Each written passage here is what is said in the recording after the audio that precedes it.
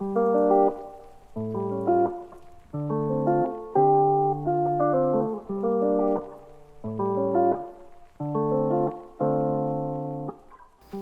everyone, welcome to Beyond the Headlines, and I'm your host Trevor. I would like to discuss on the issues that have been going on in the world, Africa as at large, starting by going to the West Africa. There have been developments by the Sahel brothers, Burkina Faso, Mali, and Niger. I'm proud to be African. They have withdrawn from the ECOWAS, which have been good and bad sometimes, maybe, we don't know. But it's a good initiative as some African leaders are realizing what's best for them. We are here to unpack this as we go on. To divert from the West, going straight to the southern region of Africa, they have been a landlocked country, which abolished the death penalty. Catch us as we unpack this.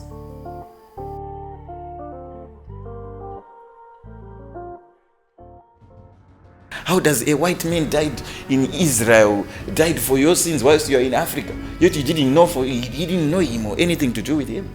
That is very sarcastic, and something is wrong with this system. It is broken. White color, it's something peaceful. When you want to enjoy, have life, you're marrying someone, it's a union. That contract they sign, marriage, a white wedding. When someone dies, it's a funeral, we're black. Me, of course, if I am to marry, I'm going to have a black wedding. Listen, what do you think about a person who died for the whole population only for 2.5 days just to wake up on the third day? That guy is a cultist because he believes that blood sheds away sins. Okay. If he is that magical, if he is all that knowing and all that loving, all that protecting, he didn't need to come down and die or to shed blood on a cross to say like, oh guys, my blood is... No, you just, with this magic, take away all the sins. Anyone, tell me, how is it a sacrifice when you die today, you know very sure that you're going to wake up the day after? How is that a sacrifice? How is that a sacrifice? What are you sacrificing when you know very well that you're going to wake up? There's no sacrifice there. Yeah. Provision. But at this time, at this age, we can't talk of provision because I have no women I'm supposed to provide for. If your father is looking after you, let him look after you. A man is more like a wine. The more he gets older, the more he gets better. And then women are like vegetables. The more they grow, the more they last longer. They are now being perished. Welcome back, everyone. Now we are going to unpack the surprise which I told you about, as we are going to introduce two of the special individuals which I have today. We're excited to have on board two of the guests which are very special to me. One of them, the one who is thoughtful, provoking, very, very demure, and another one who is very good at what he does. Welcome on board, Mr. Wezi. Thank you so much, Trevor, for inviting me to Beyond the Headlines. It's such an honor to be part of this special thing, and I'm really honored, and I'm looking forward to exchange ideas. We are not arguing, but we're just trying to find the right way of doing things, whether it's in the society or the country or the global world as well as a nation. So thank you so much for inviting. That's good. Thank you so much for coming. Now I move to the this one is my brother, by the way, the second born from our family, and I will be the last, Mr. Praise Ngobe. Thank you for coming. Thank you so much, Trevor, for hosting me here. As you said, my name is Praise, and most of my work and interest lies at the intersection of culture, global affairs, and politics. So before I receive anything or plant an idea on my mind, I tend to question, what is this? Who is this? And to what extent is this going to benefit me? And I tend to question even the gods, especially the gods that threaten me with an eternal punishment. I wrestle with that God to the end of time. Thank you so much. Thank you so much. As you were saying, you question a lot. When someone questions God, I start to ask myself, like, what kind of mind does this person have? Is our topic for today, which says the intersection of faith and culture in a globalized world. I tend to have a lot of questions whereby I put a religion as a whole. Are you a believer of any religion? Actually, I'm not a believer of any religion, but I am an omnist, a very powerful omnist. So by omnist, I tend to say in every religion, there lies some truth, an element of truth that is there, right? So I tend to pick what benefits my soul, and that leads to my spiritual growth. Thank you so much. Okay, on that note, I think when you say you tend to focus on what's benefits you, people like you in the society, somehow you are having like what we call egoism. That is, let me just be me. It's all about me. What about us? What about we? What happened to that? Of course, in the note of religion, I agree with you. Me, I believe in African tradition, religions, because within Africa we have different parts of countries within Africa. So I believe from the one that we were born with, the one that we were made for, that is African tradition, religions. Within those religions, we have different kind of beliefs, but at the same time, we serve the same supernatural being, Msikavan, Umkulumkulu, Nkosi Yamankosi, King of Kings. He is the God, the only one supernatural being. So the other gods, of course, there are gods, smaller gods, that people pray to. And other one, they believe that God is Jesus and all that. Me, I don't believe that. I believe that there is only supernatural one God. Okay. Exactly. Well, that's well explained. As we go on, both of you kind of have a same common ground where you all believe in God. But in those aspects, I have some questions which I want to ask you both. Like, how do you think faith influences your cultural identity and vice versa? I'll start with Mr. Praise Ngove. Okay, well, thank you, Trevor.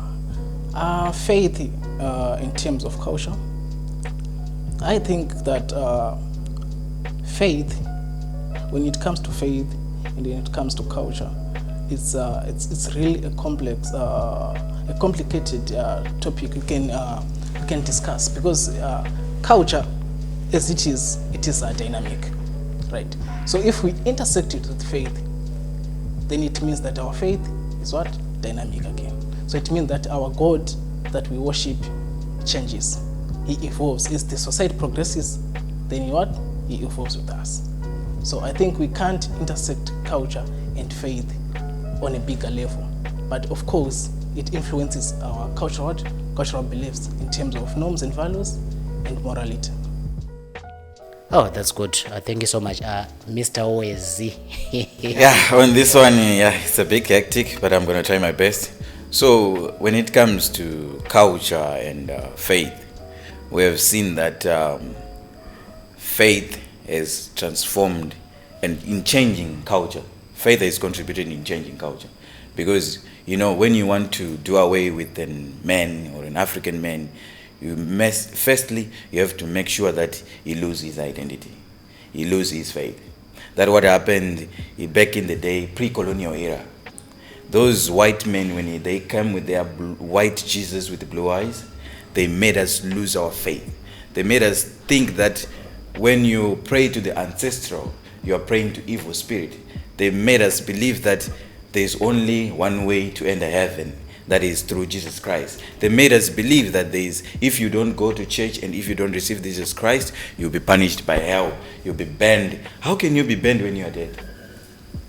That's what they say. That's what they made us believe. So, faith and the culture. If you see in Africa, they made us change our faith.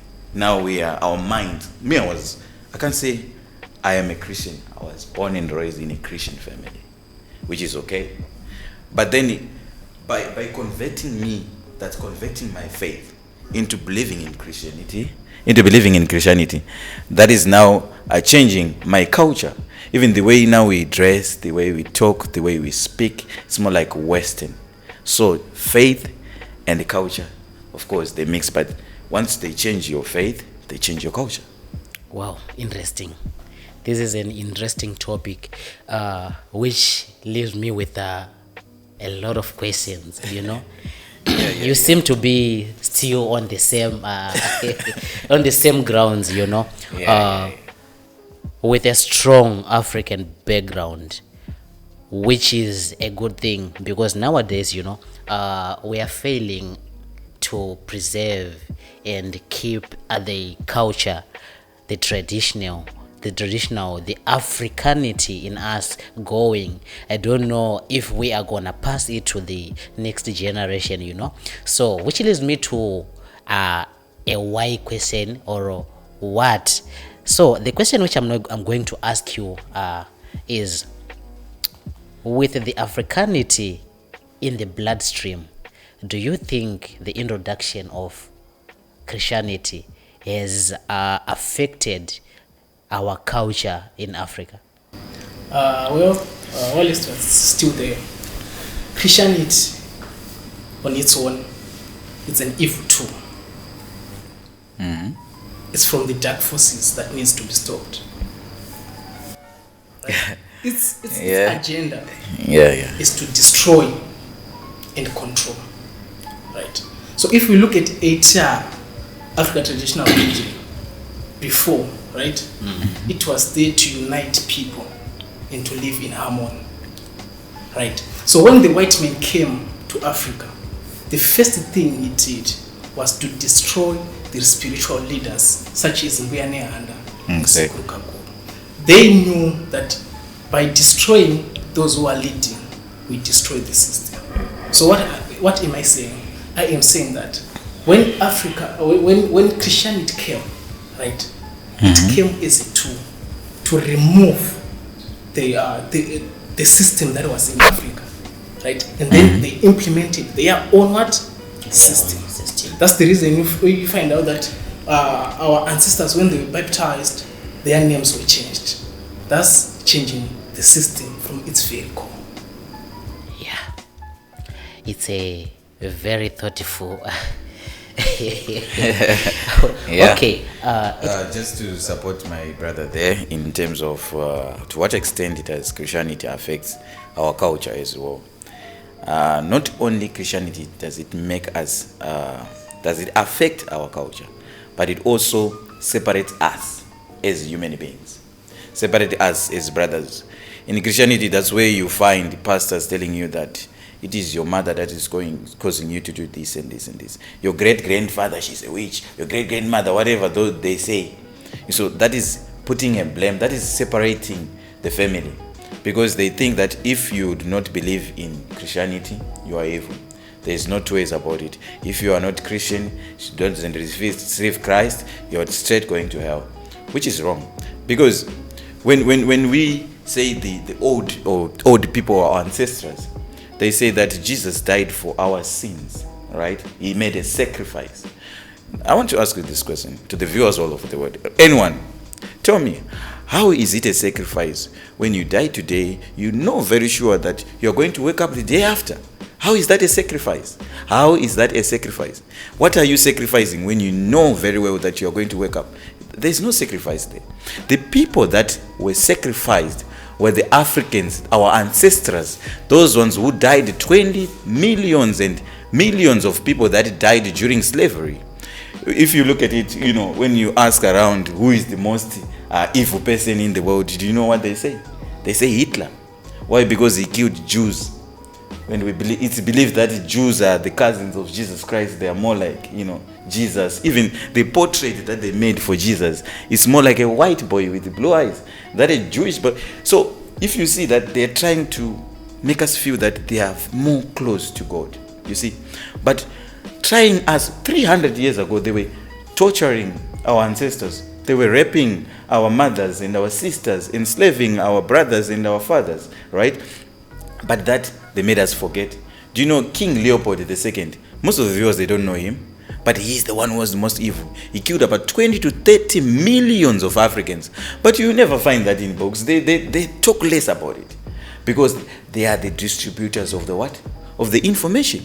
So you see, this Christianity, not only does it change our culture, but it also allows us to fight against each other. You see, when you're trying to fight for Africa, you use one hand. The other hand, you're trying to fight a fellow African who is trying to fight you. Yes, they're the same people that you're trying to fight for. So this is what is happening in Africa. They made us destroy ourselves. Whilst there is havoc, they have so much money to sponsor, like in terms of wars, there's war, they sponsor, but they can't have money to offer children assistance in terms of help, food, quality, and everything. They can't do that. But they have money for wars. See, they destroy us whilst they are milking our resources back to the Western countries, back to where the Christian came from.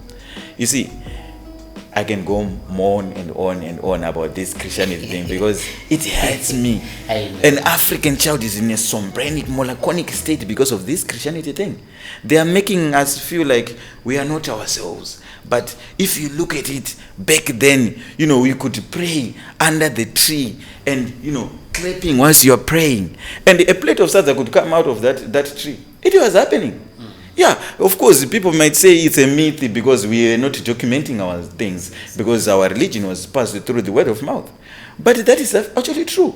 So you are not believing that a plate was coming from a tree, but you are believing that a sea was opened by Moses. And you are very far from Moses where he was, and you are in Africa. How does a white man died in Israel, died for your sins whilst you are in Africa? Yet you didn't know him or anything to do with him. That is very sarcastic, and something is wrong with this system. It is broken. So people need to be told the truth. Yeah. Sure. When it comes to Christianity, I don't take it easy. They have to know the truth because that's the truth. Well, that was very powerful, which leaves me with 2 or 3 questions. As you were talking, Mr. Wezi, you acknowledged the fact that they did not acknowledge those slaves which were killed, but actually acknowledging the Jews, those who were killed. I want to ask you a question. Do you actually believe in prophets? And if you don't, that means you don't believe in Jesus, because he was one considered a messenger of God. In a messenger of God is in somehow a prophet. So I want you to give me Okay. On that note, when it comes to prophets, maybe it's the terminology that is different. In our own religion, in African tradition religions, we had Chaminuka. Chaminuka, he was a messenger from God, and he predicted that there's going to become a white man. That means they would know the knees. Because of the trousers, you can't see the knees. He predicted. So when you talk about prophets, I think prophets are there in every sector or in every religion. Somehow they are there. Of course, there are going to be true prophets, false prophets. At the same time, in our own religion, we have the witch doctors and traditional healers. You see, so we acknowledge that there are also people who use this African tradition in the wrong ways. It's there. They are good sangomas and bad sangomas. At the same time, there are, false prophets and true prophets. So it's there. It is there. But they made you believe that all of it is evil. Yes. What is ours is right. The thing is, firstly, we have to look at the things, the whole setup of everything. When it comes to something which is peaceful, white color, it's something peaceful. When you want to enjoy, have life, you're marrying someone, it's a union. That contract they sign, marriage, a white wedding. When someone dies, it's a funeral, we're black. You see, When goods are cheaper, we call it Black Friday, meaning that the blacks are always what? Less. Even the way they set up, the tires are black. Me, of course, if I am to marry, I'm going to have a black wedding. And no one should have any problem with that, because they made us believe that everything is white. When you see light, it's bright, it's white, and when it's darkness, it's black. And then you see that you pray to a white man and you are black. You must be mad. If you don't repent after this podcast, my brother, my sister, something is wrong with you. You need to repent and go back to your origins. Do you know? Let me cook. Do you know the same people that colonized us? They colonized India. By the way, we are in India. They colonized India, right? Do you know what the Indians do? They take their technology and they say, go to hell with your religion and culture. Of course, some amount, however, they manage to manipulate few people. But Indians, they have their temples, they believe in their gods, and everything is fine. And right now, India is one of the fastest growing economic countries with the fastest growing economy in terms of GDP and everything. And they're growing. But what did the African man do? He said, no. Go with your technology. And I take Jesus. I receive Jesus. That's why you see we are here. We are here. Not because there are no universities in Zimbabwe or any other country, but our technology is so backward. It's only in Africa where you find the government is refusing a businessman to acquire a land so that he can make and manufacture a country, but gives it to church for free. And the people go to that church and they pray for employment. How stupid are we? We need to wake up. This is a bomb. Exactly. We need to wake up. Actually, it's a thoughtful conversation where we are having different perspective on things that matters. I have one question for Mr. President before I give you to respond to what your other I know you have a lot of cooking which is going on in your mind, but before you answer that one, I want to give you one question. What do you think about a person who died for the whole population only for 2.5 days just to wake up on the third day? That guy is a cultist because he believes that blood sheds away sins. Exactly. If he is that magical, if he is all that knowing and all that loving, all that protecting, he didn't need to come down and die or to shed blood on a cross to say like, oh guys, my blood is here. No, you just with his magic take away all the sins, right? Yeah, before you answer, Mr. Ozi, I know you have. I just wanted to add something. I know you have a lot of cooking, okay, it's okay. But I want to go on and provoking your thoughts. As we go on to the one thing which you believe in, all right? You said earlier that you believe in God as the Almighty, as the Creator, the Supreme Being. I want to ask you, what do you think about the kind of Supreme Being who creates something in expecting that thing to obey him? If it doesn't obey him, he punishes that thing he have created. There's this Christian story that the Bible God threw Satan down on earth, right? So my question is always, so at first this guy was in heaven, then one day he said, nah, let me rebel against this man. Then the same guy who created him said, nah, I'm throwing what? On Down. earth. After throwing him down on earth, he said, now I'm creating humans to live with this guy. Not only this guy, but this immortal guy. His brother that he couldn't live with in heaven. He's the same guy who wants us to live on earth. What kind of guy is this? Yeah. What kind of God is this? Yeah. Where is he coming from? Is he surely the God that we need to worship? Or is it just an imaginative figure that was planted on us by the white man? Wow. And you cut me when I was about to cook something. Okay, let me cook. When I asked a question, they were saying about you were talking about the Jesus Christ, the one who died for us. He crucified, the blood and all that. So today I'm actually coming from church. I was invited to church with one of my colleagues, so I accompanied him to church.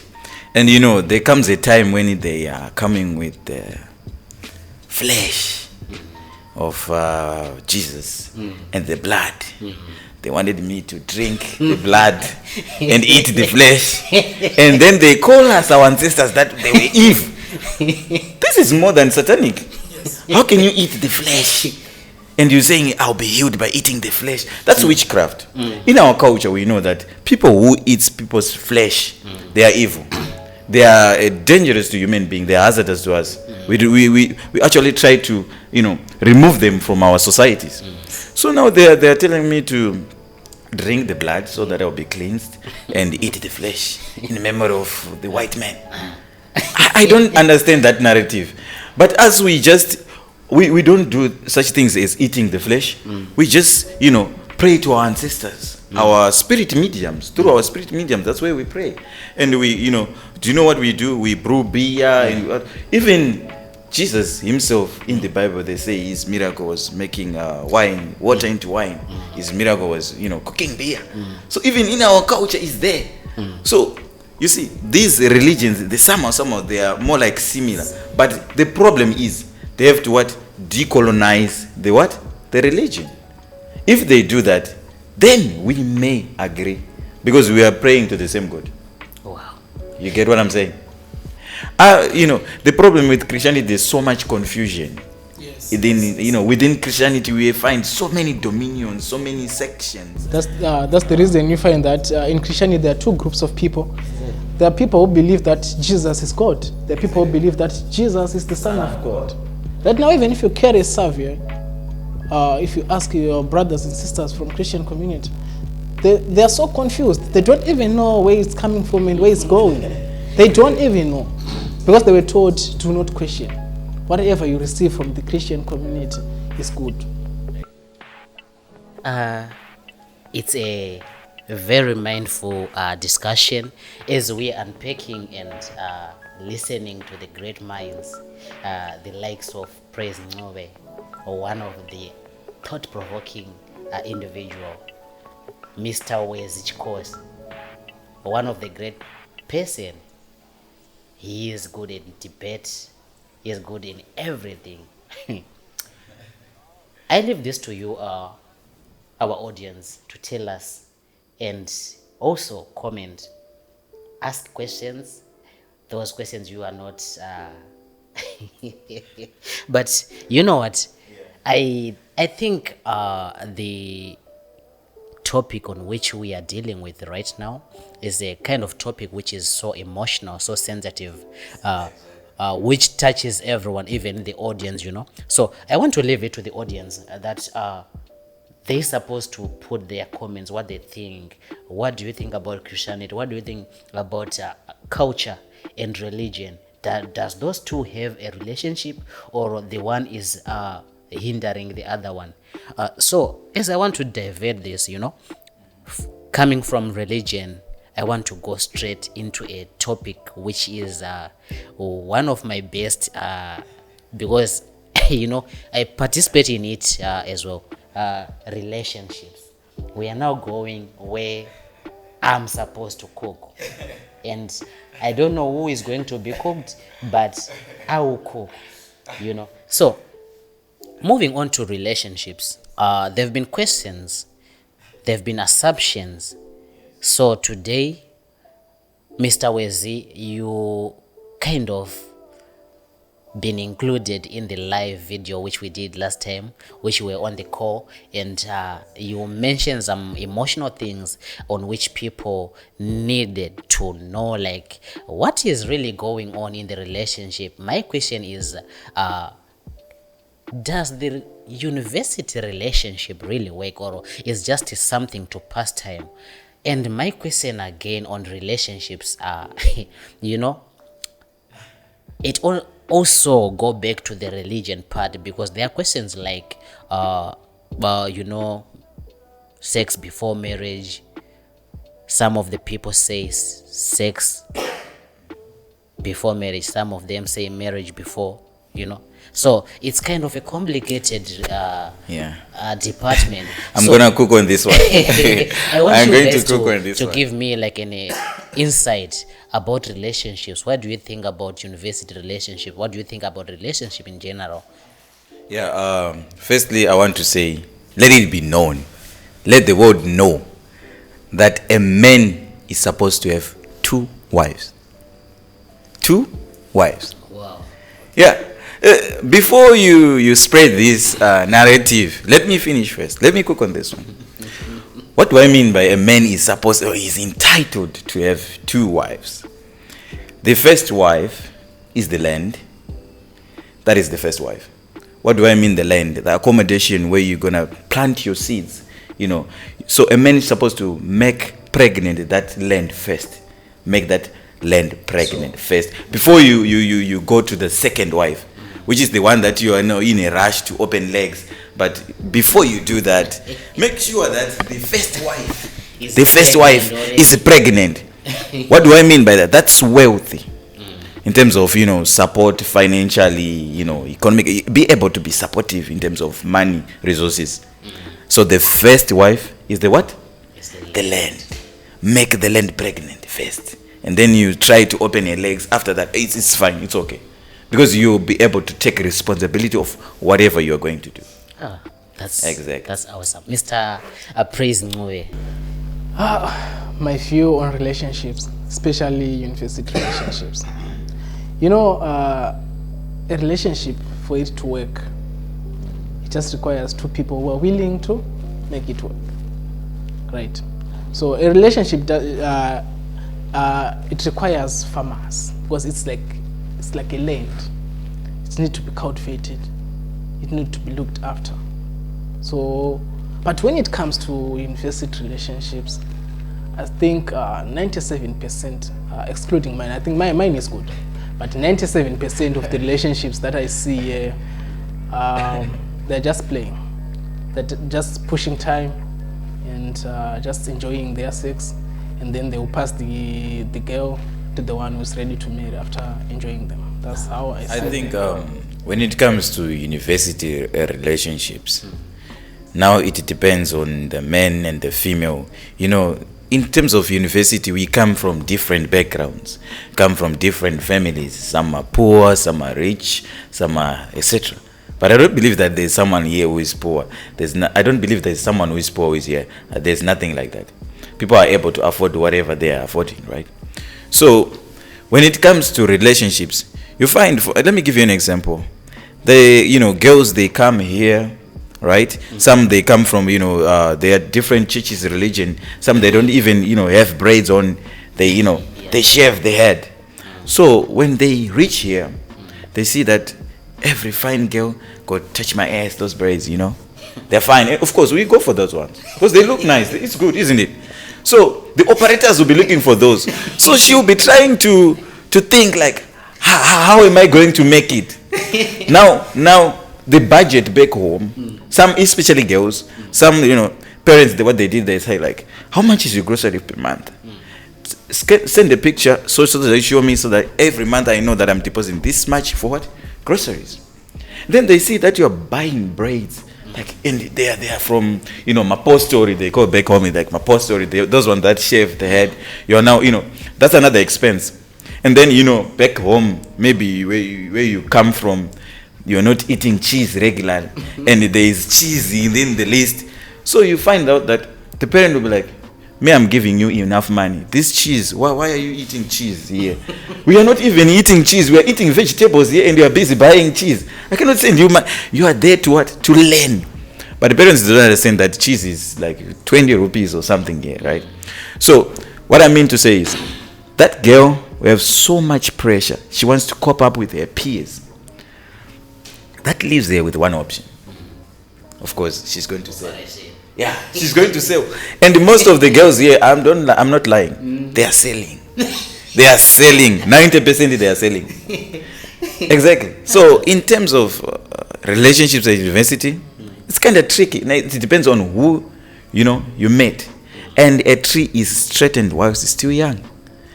So that's why you find, I heard that like the past podcast, they were saying like, why are they going for freshers leaving my brother? Why would I need an exhausted machine when I can find a brand new machine for that same price, even cheaper? With less. Exactly, less expenses. So that's when you find seniors going for the young ones, because that they know that these seniors, they've been operating in the market for too much.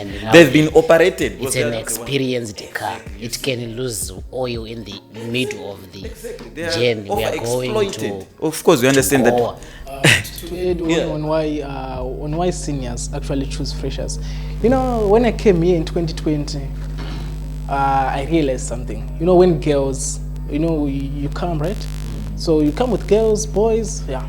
When girls reach here, they're the first ones to look for the senior guys. Exactly.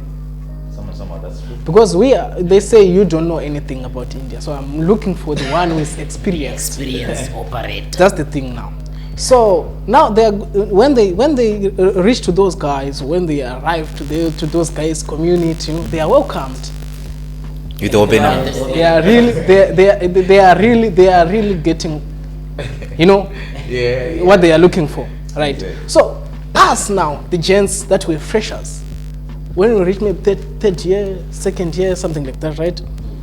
We are now looking for the freshers. We are now the seniors. Now those seniors, the girls they were looking for, maybe they are going back home. They no longer have men who are supposed to look after them. And you are no and longer now we're looking for what? them. Now we're no longer interested in them. Now we're going back what? To the freshers. I'm cooking ready. Okay, I want to come back to you again, Mr. Praise. You mentioned about 97% of relationships on campus or at university level, they are rather just a playground. I quote.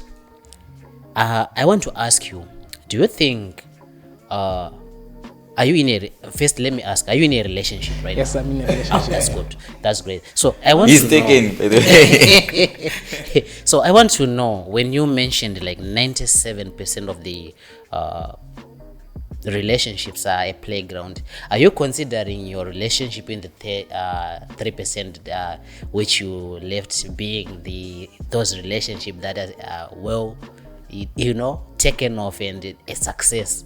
So far, so good. It's in the 3%. My So guy. far, so good. So far, so good. In That's the 3%, we can get it. Wow. So I want to ask you, like, what are the factors you considered when you were choosing a girl? Because when we are at a university, most of the guys they are just choosing a girl because she's easy to attack. Sometimes we do it for the boys. We are not there to live long, but we don't know that if it's going to happen the same way we planned. We end up trapped with a girl which you thought maybe it's a one night stand. You get it? So I want to know, like, what kind of factors you considered when you were choosing, like, now this is the right. It's really complicated, but when you're choosing a girl in this modern world, especially this modern world of social media, somehow it's very easy because girls, let me say women, they can't hide themselves or who they are on social media, especially on their IG stories, WhatsApp statuses. Exactly. What she posts is actually who she is deep down. Okay. So Those mirrors. Yeah, he cooked that one. sometimes you just have to look at your IG stories. What is she posting? What are you guys posting on those IG stories? So you realize that this is your mentality. So it's gonna be easy for you to notice that at least I'm having 1% of protection. Because 99% you can't trust a lady. I'm coming to you. I'm coming to you. Right. You know, So- let me finish with this one. So, by saying that you are trying to mean like when you are posting, when they are posting, actually their stories, those mirror what kind of videos, these what do they call it? The competition they do, like the trending what Yeah, the videos, dumps and all the yeah, same- those ones. So trying to figure out like, yes, this is what she is. Actually, everything is outside. Those two twins outside, like Yeah, they call it cleverage, something like that. Anyways, yeah, that's actually a quite thing to consider. So, do you think now you are completing your university, going back home? I've noticed like in today's world, once you go to an airport, Katam. Relationship is over. the relationship is over. And a few of the relationships that are working out once they go home, most instances whereby they graduated at the same time. And the bad part is you graduating before the other partner graduates, whereby you leave maybe your girl to the vouchers, To the operators. leaving a girl with this kind of brother of mine. Yeah, I'm innocent. I'm a saint, by the way. I'm a saint. You see, so I want you to tell me like, how do you balance it? Like now you're completing your year, maybe your girl is Like I said, I'm just saving 1% of protection. The 99% I'm doomed. you heard him. You heard him. Yeah, because actually, women, they are vulnerable, and it's easy to convince a lady that is in a relationship that I love you, because you realize that if you are dating someone, right? Let's say you have a girlfriend, right? Yes, I do have a girlfriend. It's actually easy. It's actually easy for me to scoop your girlfriend. Yeah, I Because know, right? she knows you, she knows where you like. So when I come to you, I come with 107%. That's the reason I said Cracking everything. yeah. My God. So what I'm doing is I want to look better than you in your eyes. And most of the time, girls fail to Exactly. see like this one is a trap. There's Exactly. nothing good about a guy who's giving a shoulder, because a shoulder to lean on is only for 2 seconds, and the next second chopped and finish. One of my mentors once said that one drunk man is more intelligent than 3 women with PhDs, which is the truth. Women, we can't say they are vulnerable, they are weak. Let us tell them the truth. Because when we are broke, they tell you are broke, my brother. You can't afford this. And the problem As is if she's a women restaurant. don't self-identify as broke. And they just need someone to take care of them. But let them know that us boys and few men here in universities, we are not broke.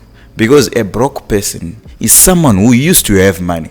We never had that money. We are actually working towards there. So we are not yet there.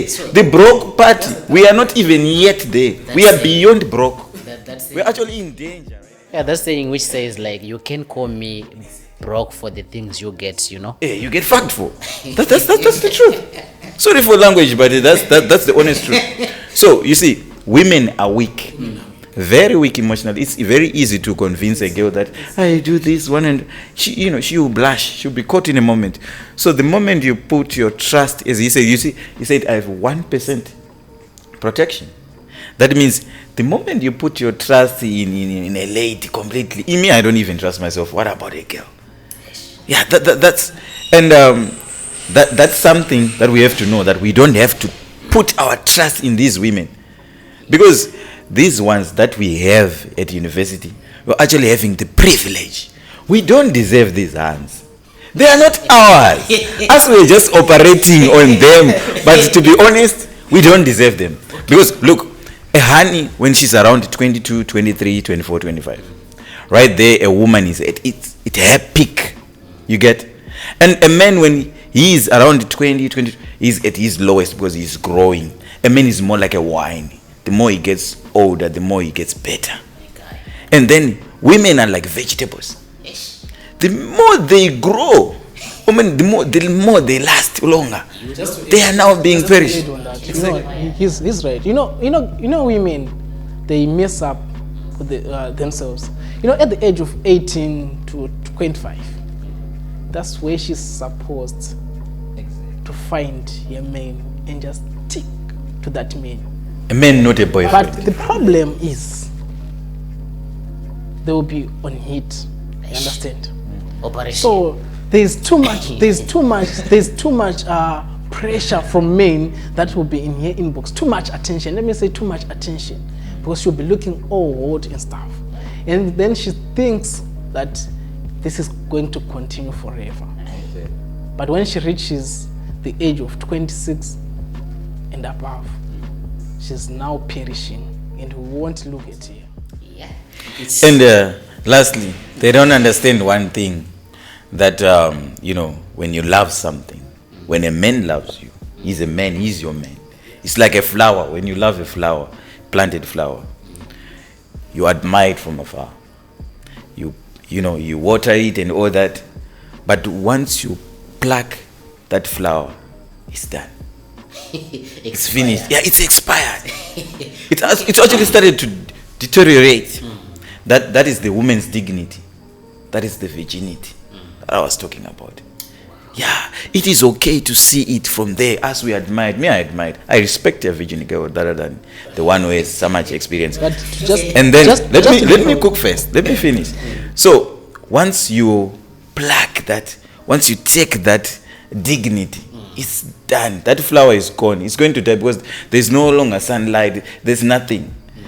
Whether it's a madman coming from there, it's now garbage. You get? Just to differ from there. You know, when you say women's virginity, these days, in this modern world, if there's no sex, there's no relationship. My guy. The person who owns it is the person who's fucking you. So it's like Because it's your turn. So you're saying it's there to have turns and tunes. When it's your turn, what utilize what I'm saying is, times has changed a lot. You know, so even if she's a virgin, the truth is, you do not have power. You do not have power over her. So just She can be whoever she wants to be. You can't tell her this and she obeys, because she knows that she can actually go. She doesn't have anything to lose. So when you take your virginity in this modern world, it's like you took your pride. Exactly. Right? And it's over for you. It's done. okay. This kind of wake me up. When you are in this kind of thinking mode. Exactly. It brings me to a certain extent where I have to ask you guys, like, would you rather marry a university graduated person or a bushu kind of girl, the girl from Ekaya? For me, it depends. If I'm the one who took away your pride, I'll marry only and only if she didn't mess up. How many girls have you took pride? So because when you are talking about marriage, it's not something to joke with, where you say like you will marry the one which you took the pride from. Because nowadays some of other girls, they just want you to take the pride only, and then she goes to the next guy. So there are those kind of girls where they just only want to take you to take the pride, and then she goes. And then there's this girl, the innocent one, rightfully raised, well preserved, and then you take the virginity, right? After you take the virginity, she's good with staying with you. But then here comes the problem.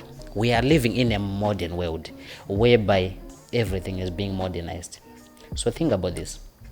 That girl also wants to experience what they call those big things, small things, middle things. So how will you protect that kind of girl who was well raised, well preserved, but after the dignity is gone, now she has the modern world and the modern mind which is controlling her? Social media, Instagram, X, those kind of platforms where they want to experience what they are seeing, you know?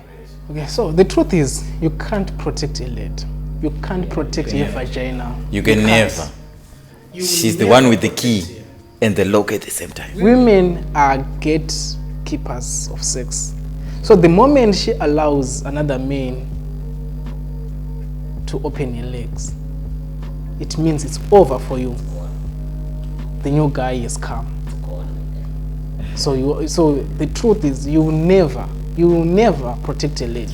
Do you know, this comes back, you cut me earlier on when I wanted to intervene about sex before marriage. Do you know the religion that speaks more of sex before marriage? That's the Christianity. And if you are to find how many Christian girls, I love you, Lord. Oh, Lord. Oh, those are non-virgins. Chiefs are operating there, left, right, and center. You see this thing. These are the Christians. If you look, today it's Sunday. Yesterday she was she was sucking it. Exactly. Jesus. You know, someone is singing for the Lord. With the same mouth, my guy. The semen is actually coming out from there. She's praising the Lord, and you understand me to follow that. How can I follow that? You see, so. The religion which teaches us that there is no sex before marriage, they are the forefronters. In Muslim, there's nothing like that. Not even like that. You know, the pastor will go on a pulpit, right, and say, no sex before marriage. While he's saying no sex before marriage, he's actually looking at your girlfriend and saying, after this service, I'm going to do something. I'm going to chop. And he's saying no sex before marriage. But he's looking at young girls. You know, now And he's going to do something we with are them. about to dive into politics as we go on with the topics. You know, when you were telling me like Yeah, before the politics, I want to cook something. We were talking about relationships at university. I think the relationships at university have given the boy child and the girl child pressure. Because, my brother, people are doing things out there. There are men who can afford these ladies, who can do 1 or 2 things. So, you know, a thing I want to say, kana usna skill, baby, if you don't have a skill, the lady is going to go. She's going to go, definitely.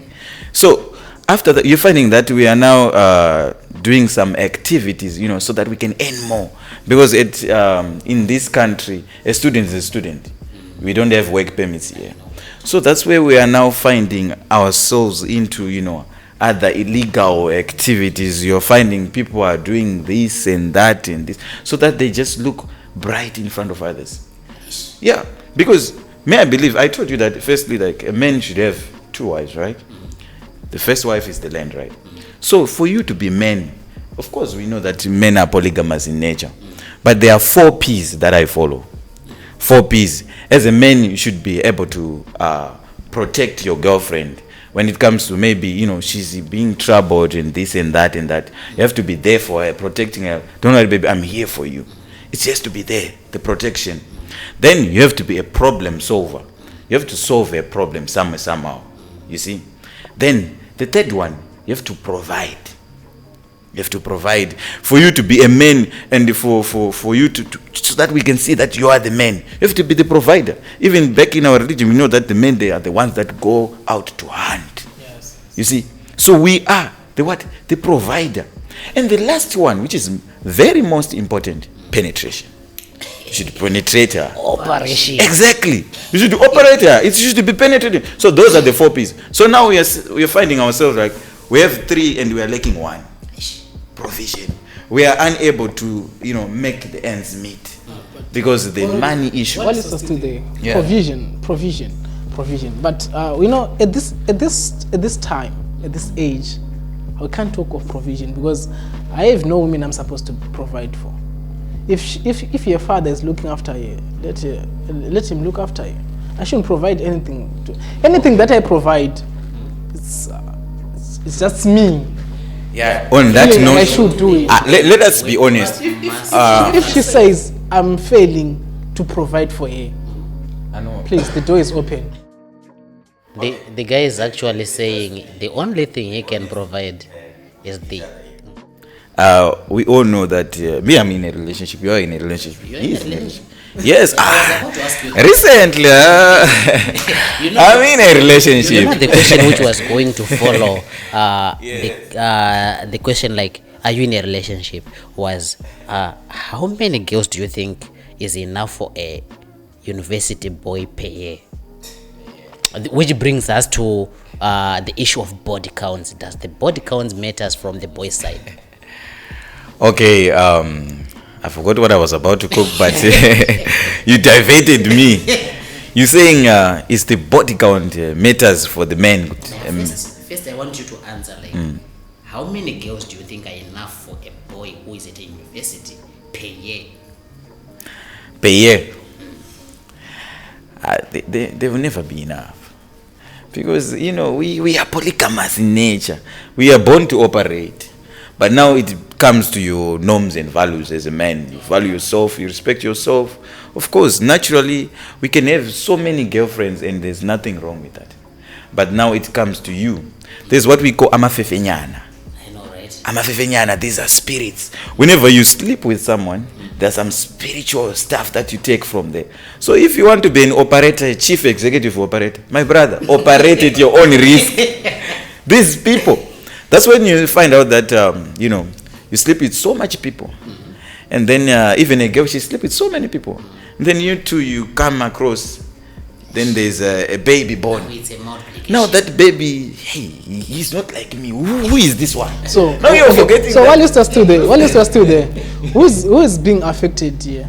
Because I realized that even if a man sleeps with 1,000 women, he's really affected by the body count. But a women are really affected a lot. They tend to be emotionally unstable. Even the offsprings tend to be different in nature from your DNA. Yeah, even the Down syndromes. I think that's why someone gives birth to Down syndromes. Yeah, it's so in as much as the issue of body count is concerned, I think it really has to touch women a lot. Men, I haven't seen men affected by body count. Maybe STIs, STDs, from that side. But when it comes and spiritually. Yeah. Then to sum up, when we talk about body counts, we can't talk about a car that has been driven by so many drivers. So many drivers. The mileage is now, and the driver is well experienced. He drives so many cars, and the mileage. You see, the driver is the man. We are the one who drives. We are the one who exploit. They are the ones who get exploited. So they are the cars. So imagine that car which has been driven by so many drivers and the mileage is high. And then you, exactly. And then you, my brother, you paid for that car. You paid lobola for that car. And if you see those people, they nag a lot, shout a lot. Yeah, you never find a normal girl with good values shouting at a man. No. They are emotionally damaged. Those are damaged products. So that's when you find out that this body count issue, it's very sad that it's unfortunate that the ladies are at risk when it comes to that one. Of course, at their prime, like, hey, she's a baddie, she's doing this and this, she's being the man of the match, but you're playing the wrong match. When the night comes, we shall all return home. That's when we'll see at the end, when she wants now to conceive the baby, she can no longer do that because she has removed. She doesn't no longer have the womb. Exactly, my God. You see. So, all that is happening to a lady.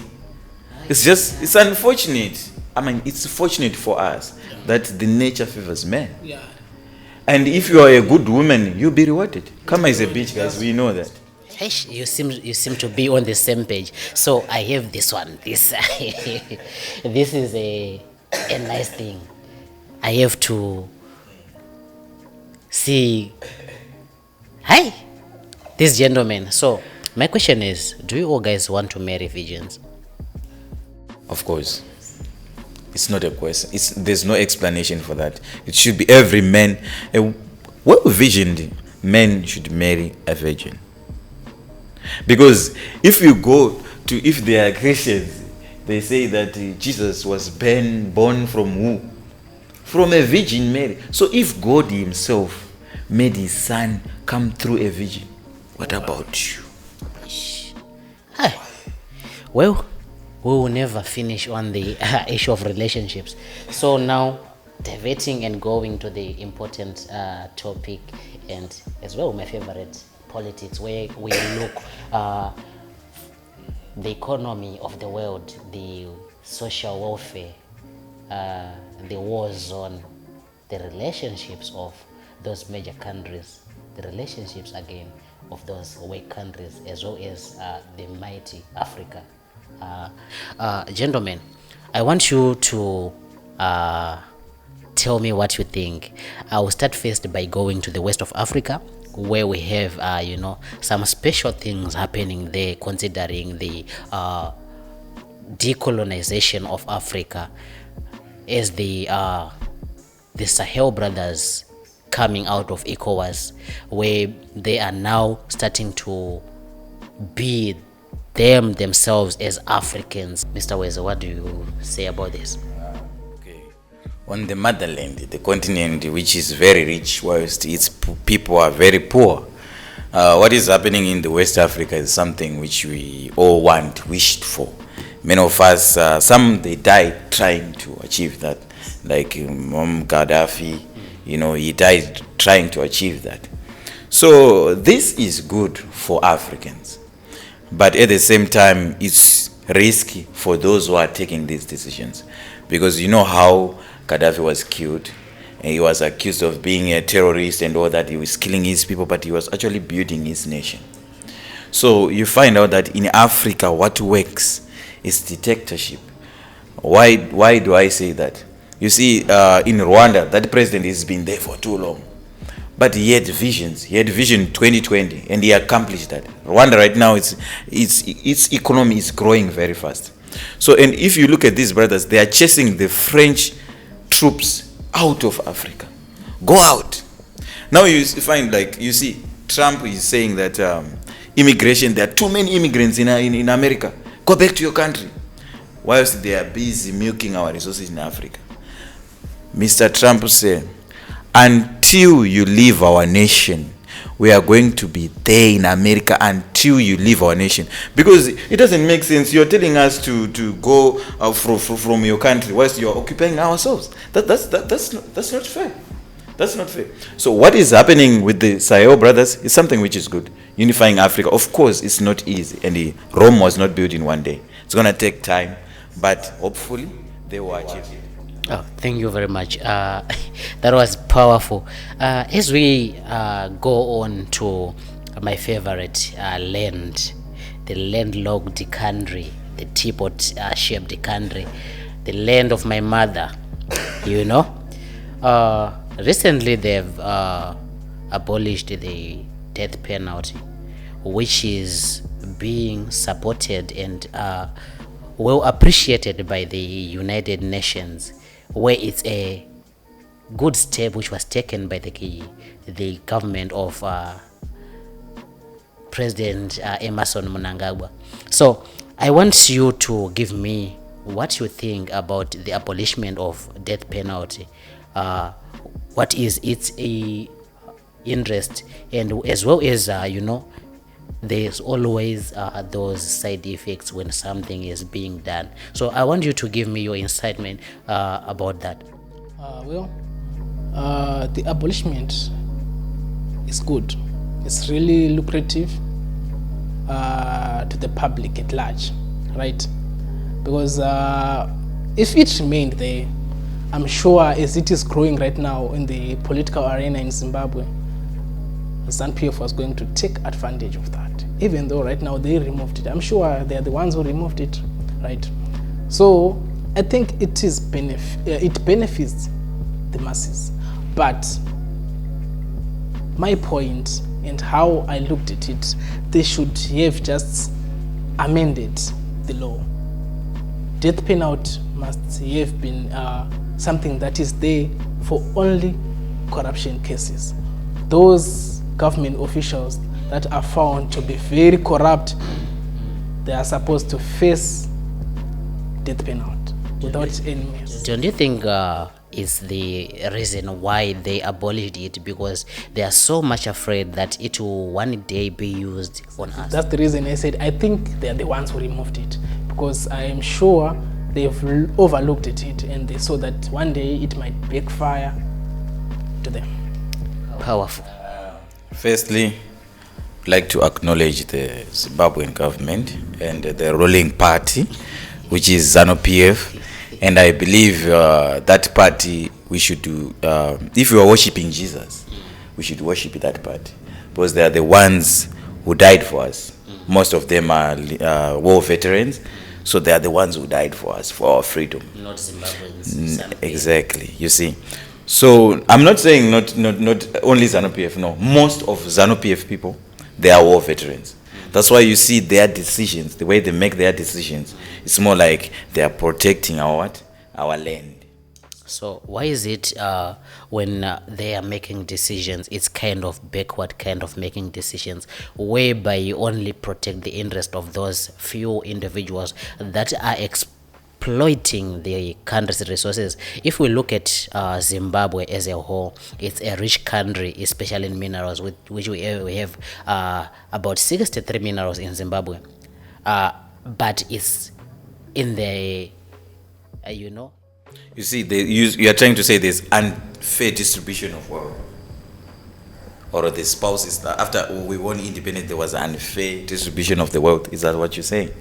No, I'm asking you, if the ZANU-PF part as a ruling part are making decisions, and they make decisions that are so backward to an extent whereby a rich country in minerals can be among the poorest countries, but there are some individuals with so much, they're more than they can consume. They have so much wealth. You see someone building a mansion, someone have a fleet of cars which you will never use, someone have four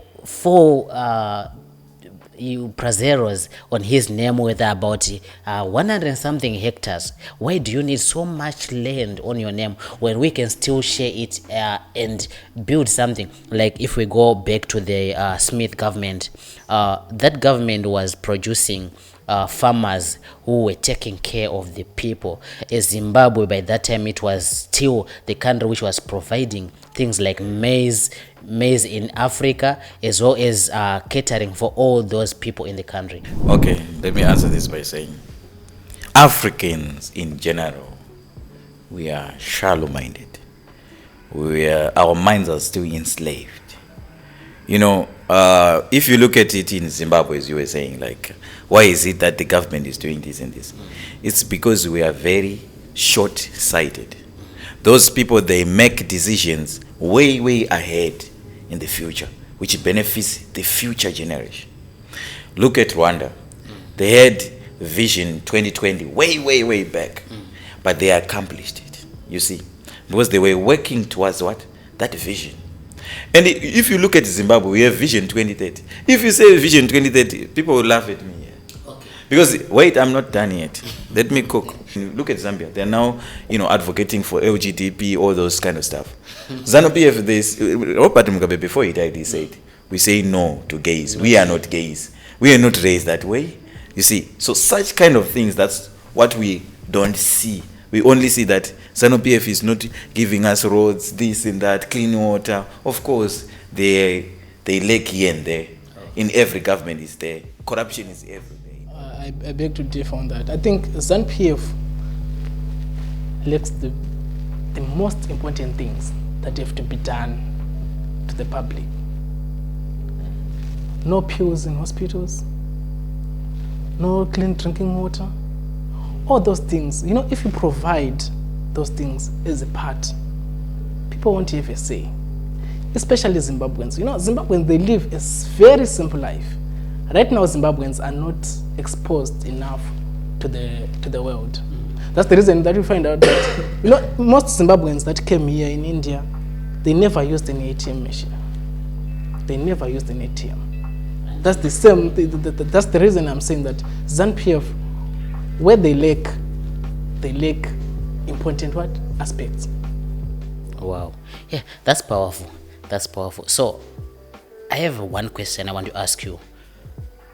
Who would you say is the best, was the best, or is the best government between the Smith government, the Robert Gabriel Mugabe government, and the government of President Emerson Dambudzo Mnangagwa?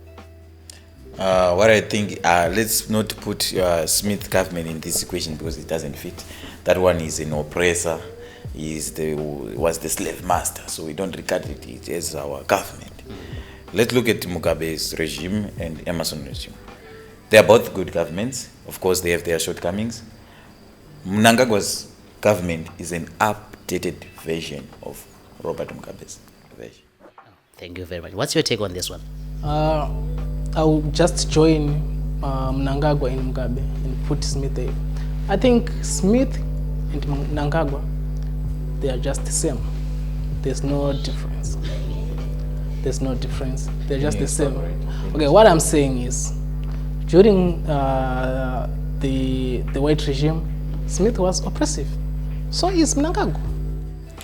Wow. How is he being Can you explain that? Why is it Hedzamara? Well, we will look on that one as we go on. Right now, we are coming out of the landlocked country because, I have so much love for that country. We will have that time for that discussion. We want to go to the world at large, where we are going to look at the policies of the world, the economy of the world, where we are going to look at the assuming to position of President Donald Trump, and as well as we are going to Russia, seeing the intentions that is going on between Russia and Japan, Russia and South Korea, as well as the war between Russia and Ukraine, as well as going on to China relationship with Taiwan, which is at stake right now. Based on this, how do you think it's benefiting the world, or how far are we from World War III? We are not far. The truth is, we are not far from World War III. It's already in action. It's already happening. Because I'll take you back to 1914, the World War II. If you read history and microscopically analyze the factors that led to the World War II, you can actually see that this is what happened and this is happening. It's just that they are just postponing it to the next date, There's just one day there's going to be a spark that will light the world, and the whole world will be on fire. When it comes to that, one of the reasons why Zimbabwe is suffering is because of this enmity between the West and the East. Even though within the East there is also, wars right there, they are fighting each other, but mostly the West and the East, they don't collide. This issue of supremacy. So Zimbabwe's government shifted from the West to the what? To the East. The investors from the West, the ones that were having their banks within Zimbabwe, the ones that were running the economy of Zimbabwe, they withdrew from that. So what's your look on the Vladimir Putin as a president, as a world leader? Okay, Putin is an alpha male. I will consider him as the messiah of the world. The problem is who runs the media? The West. The Western countries runs the media. So everything that we read, everything that we come across on social media comes from the West. They control our minds. They black paint Putin as a bad guy. but Putin is not the bad guy. Trump, even though I like the guy because of some of his policies, but he is among us, the black sheep. He's as bait. Because, and let me get this, Putin, by refusing those 3 genders or 4 genders that they are now having, you're being told you are the bad guy because you are not allowing that. The LGD whatever, that thing in Russia, it's a terrorist group. If you are found doing that, you'll be killed, which is good, because God, even our own tradition, we only know that there are only 2 genders. So how is he a bad guy for advocating for what is right? Wow, that's You see? so thoughtful. Well, I forgot to touch on the alphabet community, especially when we are talking about America. But I'm sure we'll have more time to sit, more time to talk on the social welfare of the world, especially world at large. I know we'll arrange it to have a talk whereby we are unpacking everything as we go deeper in the world at large. So far, I think for today, we can call it a day. Thank you. Okay, thank you so much for having us here. It was a mindful and thoughtful discussion that we had. Thank you so much.